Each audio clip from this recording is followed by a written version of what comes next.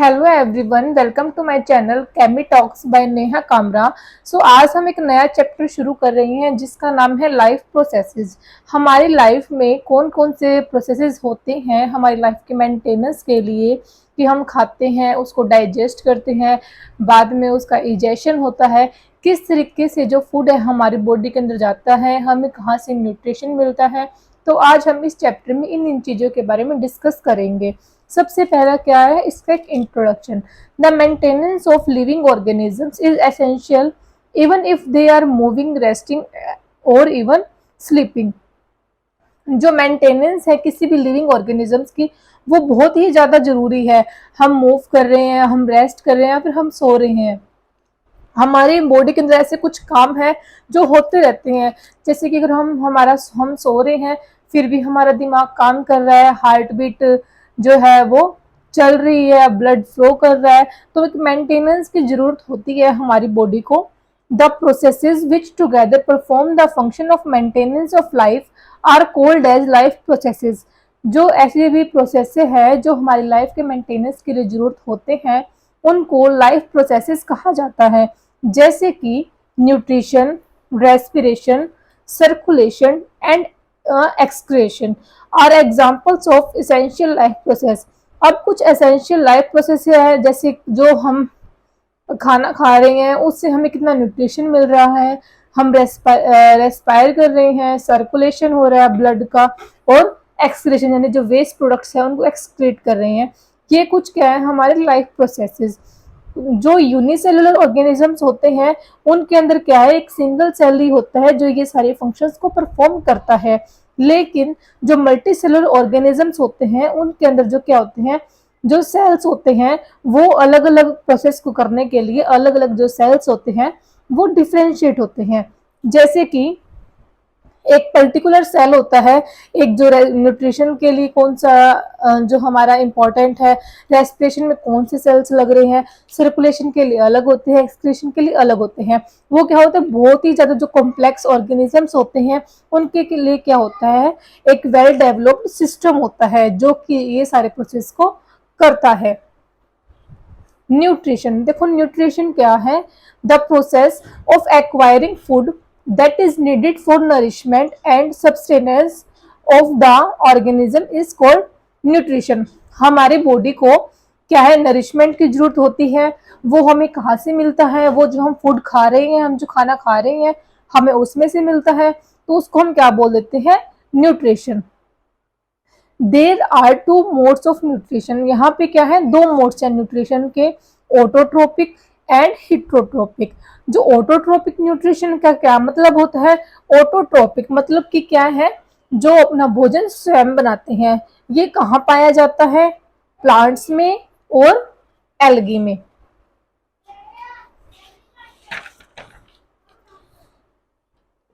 और कुछ बैक्टीरियाज में। Organisms produce their own food using light energy और केमिकल एनर्जी। जो ऑर्गेनिजम्स हैं जो अपना फूड बनाते हैं बाय यूजिंग लाइट एनर्जी, या तो वो लाइट एनर्जी का यूज करते हैं या फिर केमिकल एनर्जी का, थ्रू फोटोसिंथेसिस और कीमोसिंथेसिस। अगर वो क्या है, लाइट एनर्जी का यूज करते हैं, फोटो मीन्स लाइट यानी फोटोसिंथेसिस, अगर वो कहीं केमिकल एनर्जी का यूज कर रहे हैं तो वो क्या हो जाता है, कीमोसिंथेसिस रिस्पेक्टिवली। अब नेक्स्ट है हेट्रोट्रोपिक न्यूट्रिशन। ये किसमें प्रेजेंट होता है, बैक्टीरियाज में, फंजाई में और एनिमल्स में। ये क्या करते हैं, they derive energy from organic compounds, यानी जो ऑर्गेनिक कंपाउंड्स होते हैं ना उनमें से अपनी एनर्जी को डिराइव कर लेते हैं। जैसे कि जो ऑटोट्रोपिक प्लांट्स है जो खुद का भोजन बना रहे हैं, केवल उनसे ले लेते हैं, जैसे प्लांट्स से ले लेंगे या फिर कोई एनिमल्स से ले लेंगे जो प्लांट्स खाते हैं, और अदर एनिमल्स फॉर फूड। यानी कि ये क्या करते हैं, या तो प्लांट्स से जो अपना फूड है वो एक्वायर करते हैं, या फिर कई बार क्या है, ये एनिमल्स को ही खाते हैं अपने फूड के लिए। ठीक है, जैसे लॉयंस हो गए, हम ह्यूमन बींग्स हो गए, वो प्लांट्स एनिमल्स दोनों को खाते हैं। अब नेक्स्ट है हेट्रोट्रोपिक न्यूट्रिशन, है सब टाइप्स जैसे होलोजोइक, सेप्रोफिटिक और पैरासिटिक न्यूट्रिशन। जो हेट्रोट्रोपिक न्यूट्रिशन है ये कुछ इसके टाइप्स हो गए, जिसको हम आगे डिस्कस करेंगे कि कौन कौन से टाइप्स हैं, उनमें किस तरीके से होता है।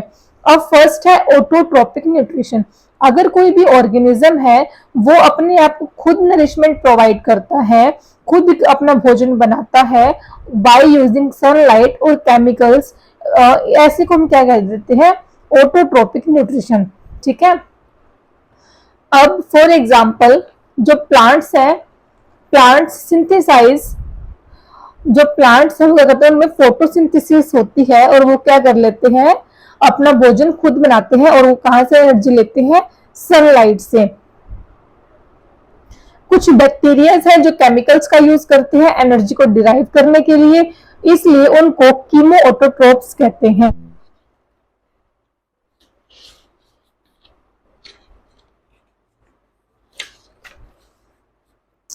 अब नेक्स्ट हमारा टॉपिक है फोटोसिंथेसिस। ये एक ऑटोट्रोपिक न्यूट्रिशन का ही एक टाइप है। Photosynthesis is an important process by which food is formed. Photosynthesis से क्या है, जो एक इम्पोर्टेंट प्रोसेस है जिससे क्या है, फूड बनता है। The plants make food using sunlight and water. जो प्लांट्स हैं वो सनलाइट और वाटर का यूज करते हैं, which provides nourishment to other organism.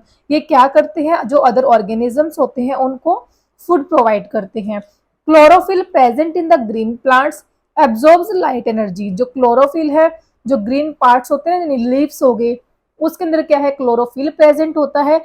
ये क्या करता है, लाइट एनर्जी को एब्जॉर्ब कर लेता है, जो कि हमें कहां से मिलती है, यानी प्लांट्स को कहां से मिलती है, लाइट, सनलाइट से। ठीक है।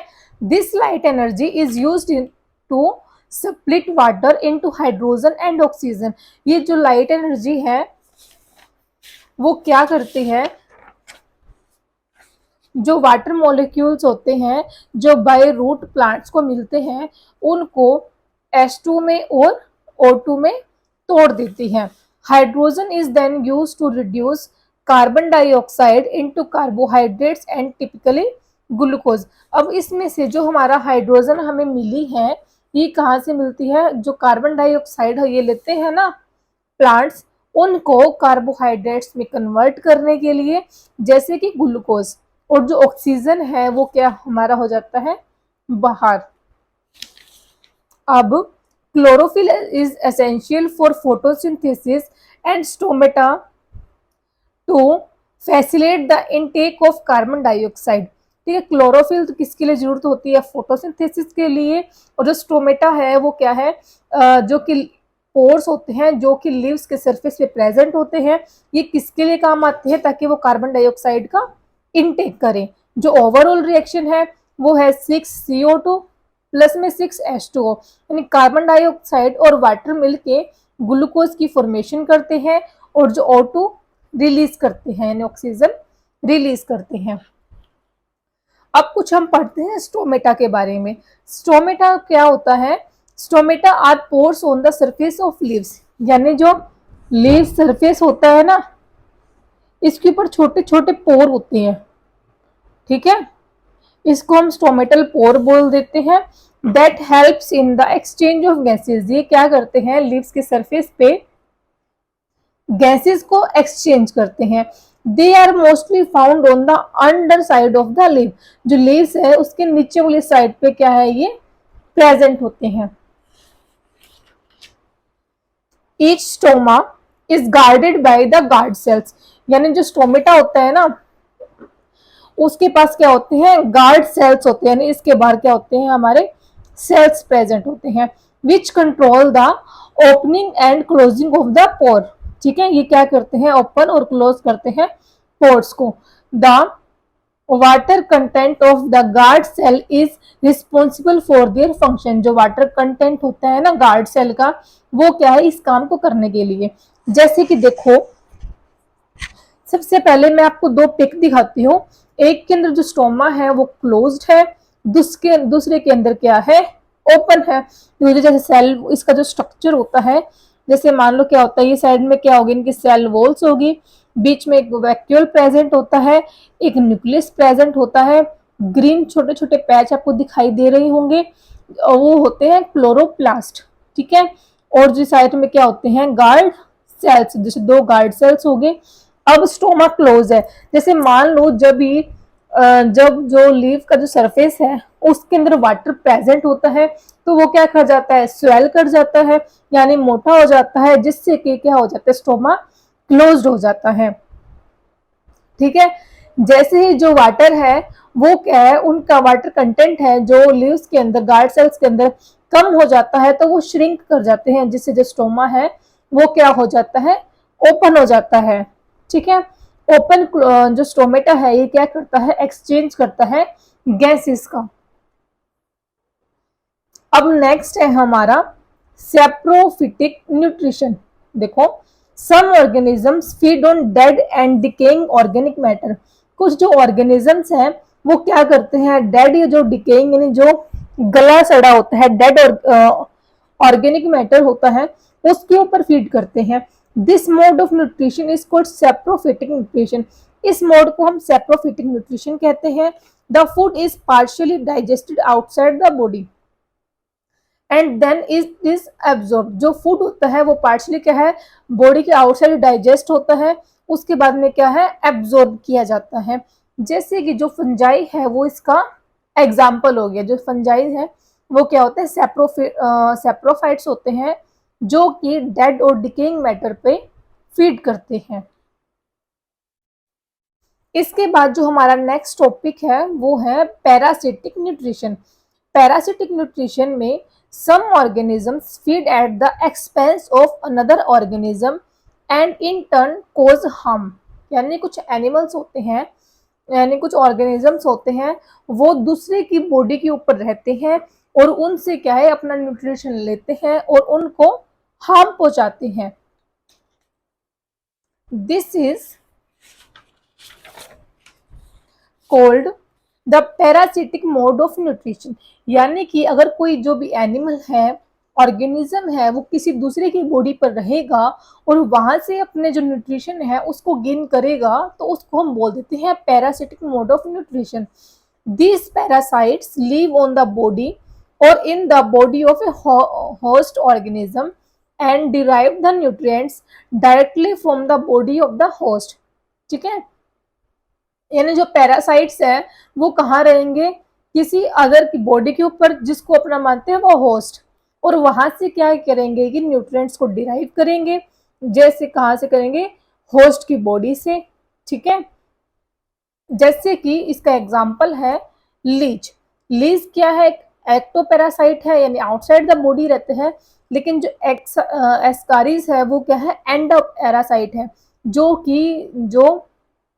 किसी जो दूसरे बॉडी है उनके बॉडी के अंदर रहता है। जो कस्क्यूटा है ये एक पैरासिटिक प्लांट है। ठीक है, अब जो नेक्स्ट है वो है न्यूट्रिशन इन अमीबा, कि जो अमीबा है वो अपना न्यूट्रिशन कैसे लेता है। Amoeba feeds by holozoic mode of nutrition. जो अमीबा है उनके अंदर कैसा होता है, होलोजोइक मोड होता है न्यूट्रिशन का। It engulfs the food particles using pseudopodia. Pseudopodia मतलब, स्यूडो मतलब फॉल्स, पोडियम मतलब फीट, यानी फॉल्स फीट होते हैं इनके। The process is called phagocytosis. इस जो प्रोसेस को हम बोलते हैं फेगोसाइटोसिस। देखो, जैसे जो अमीबा की बॉडी होती है वो कुछ इस टाइप से होता है। ठीक है, जो ये इसके मान लो जो ये आउटग्रोथ टाइप है ना, ये क्या है, सूडोपोडिया है, जिसको हम फॉल्स फीट भी बोलते हैं। ये क्या करते हैं, अपने जो फूड है उनको एनगल्फ करेंगे और हम जो इनसाइड द बॉडी है उसको एनक्लोज कर लेते हैं। The engulf food gets enclose in the food vacuole, यानी अपनी तरफ अट्रैक्ट करेंगे और उसको क्या है, एनक्लोज कर लेंगे बॉडी के अंदर। As the food vacuole passes through the cytoplasm, digestion, absorption and assimilation takes place. यानी जैसे ही जो फूड वैक्यूल है वो साइटोप्लाज्म के अंदर जाता है, तो साइटोप्लाज्म क्या कर लेता है, उस फूड को डाइजेस्ट कर लेता है, एब्जॉर्ब कर लेता है और एसिमिलेट कर लेता है। उसके बाद में क्या होगा, जो फूड वैक्यूल है वो क्या है, आउटसाइड ओपन हो जाएगा और जो मतलब कि अनडाइजेस्टेड फूड है उसको क्या कर देगा, इजेक्शन कर देगा, उसको बाहर निकाल देगा। यानी न्यूट्रिशन एंड अमीबा के अंदर 5 स्टेप्स हैं। सबसे पहले तो इंजेक्शन होगा, ठीक है। इंजेशन के बाद में इजेशन के बाद में क्या होगा, उसको डाइजेस्ट होगा वो फूड, अंदर एंट्री करके वो क्या है एब्जॉर्ब हो जाएगा अंदर। उसके बाद में क्या है वो एसिमिलेट होगा साइटोप्लाज्म के अंदर, क्या है वो सारा जो क्या है डाइजेस्ट हो जाएगा और क्या है बाद में इजेस्ट हो जाएगा, यानी बाहर चला जाएगा। ठीक है। न्यूट्रिशन इन पैरामीशियम, पैरामीशियम के अंदर जो न्यूट्रिशन होता है वो भी कैसा होता है, अमीबा की तरह ही होता है। Paramecium also exhibit holozoic nutrition, इसके अंदर कैसा होता है holozoic nutrition. However they have cilia, इसके पास सीलिया होता है जो क्या करता है फूड को अंदर की साइड में एनगल्फ करता है। जैसे उसके साथ में उनके पास में क्या था स्यूडोपोडिया, इसके पास एक लॉन्ग फ्लैजिलम होता है जिसको सीलिया भी बोलते हैं। ए फूड वैक्यूल इज क्रिएटेड, ठीक है, एंड क्लोजिंग द फूड, ये क्या है फूड को अंदर के साइड क्या है एनक्लोज कर लेता है। It moves through the cytoplasm, ये साइटोप्लाज्म में से पास करता है। And the process is cyclosis, इसको हम क्या बोलते हैं cyclosis. Food digested in the food vacuole is absorbed by the cytoplasm, जो फूड है डाइजेस्ट होगा वो कहाँ पे एब्जॉर्ब हो जाता है साइटोप्लाज्म में। जो अनडाइजेस्टेड फूड है वो क्या है एक पोर होता है टीनी, उसमें से क्या है जिसको हम एनल पोर या फिर साइटोफेज भी कहते हैं, उसमें से क्या है आउटसाइड बाहर चला जाता है। अब नेक्स्ट है न्यूट्रिशन इन ह्यूमंस, यानी जो ह्यूमन बींग्स होते हैं उनके अंदर किस टाइप का न्यूट्रिशन होता है। ह्यूमंस आर ओमनिवर्स, ये ओमनिवर्स होते हैं मतलब कि ये प्लांट्स भी खाते हैं और जो एनिमल्स भी, यानी प्लांट से जो भी हमें फूड मिलता है उनको भी लेते हैं और एनिमल्स भी लेते हैं, शाकाहारी भी होते हैं और मांसाहारी भी होते हैं। They can in plant based food as well as animal based food. Being more complex human have a very complicated nutrition system, जो ह्यूमन बींग्स होते हैं उनका बहुत ज्यादा कॉम्प्लिकेटेड सिस्टम होता है।